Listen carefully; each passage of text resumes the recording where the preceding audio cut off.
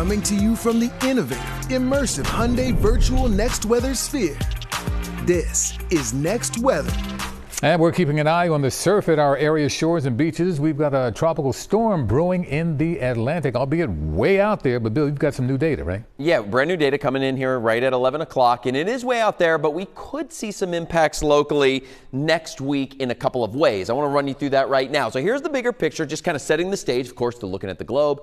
There's America, you got the Atlantic, you got the Pacific. What I want to put now on here is a loop, okay? This is what it looks like from space. It's basically a picture from space that's looped over time, and what we're looking at is this storm right there. That's Aaron. You can see it's kind of a little muddied because it's not a big hurricane, so you don't see a big eye or anything like that. But like you said, it's still thousands of miles away, and it is heading this direction. So let's walk on over. I want to show you the brand new data coming in. We're looking at it. There's been no change for the most part over the last 24 hours. Here it is, and it's going to continue to move its way our direction.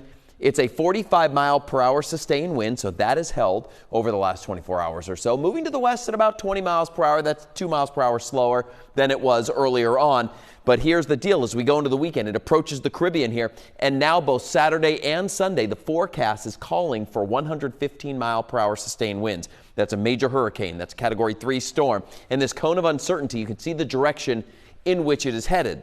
So let's go back to the globe here, and I want to show you specifically what we call a spaghetti chart or a spaghetti model. And what this shows you is some of the different forecast models and the way that this storm may move. Notice that a majority of them take it toward us and move it up. But there is one that brings it this direction.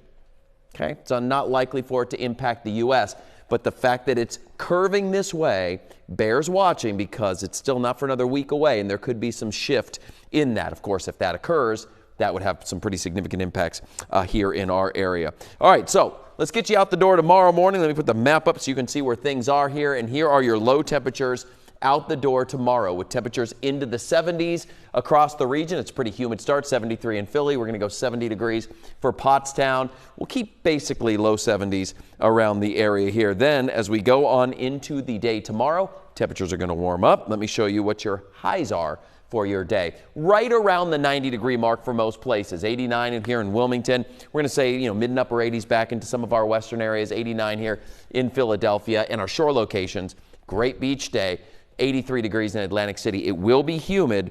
We're tracking a few showers and storms, but most likely will not be reaching our shore locations. As we go into the evening tonight and into the day tomorrow, we're going to watch the clouds on the increase, but some pop-up showers and storms for tomorrow afternoon and into tomorrow evening. You're out there in the pool, you're enjoying those types of things. If you hear the sound of thunder, you are close enough to be struck by lightning, so make sure you come in. But again, with temperatures like this into the 90s, especially into the weekend, you're going to have some time to enjoy summer activities as we enter another heat wave there. More storms on Thursday as well. Okay, Bill, thanks so much.